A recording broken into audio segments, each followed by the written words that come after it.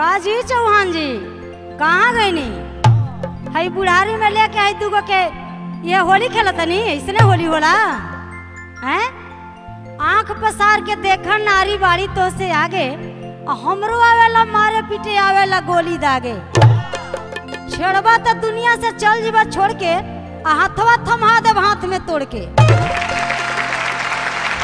तो हई आई सब है एगो औरी सोनट के माध्यम से होली धमाका। घर में होला गरमिया ना बहे पवना वाना दिया वाले चल खटोलवा सूत के अंगना वाना।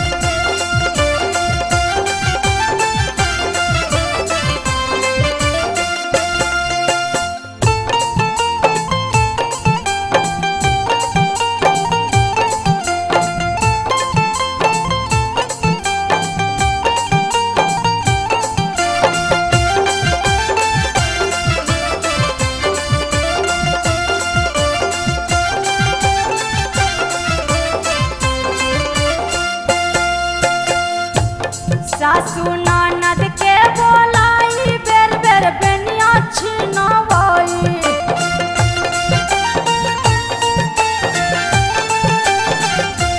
सासू ननद के बोलाई बेर बेर बेनिया छिनवाई।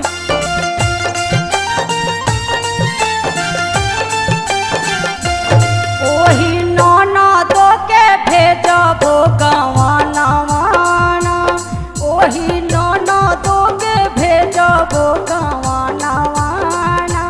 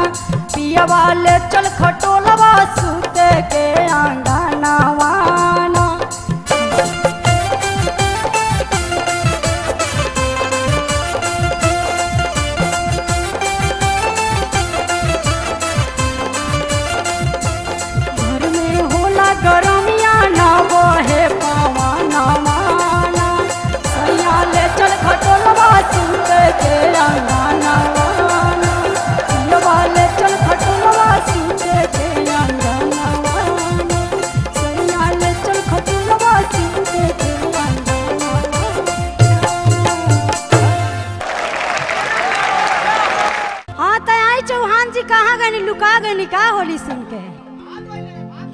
भाग गई नी? अरे आई, मैदान छोड़ के मत भागी, मर्द वाली काम करी है नहीं, आई जल्दी।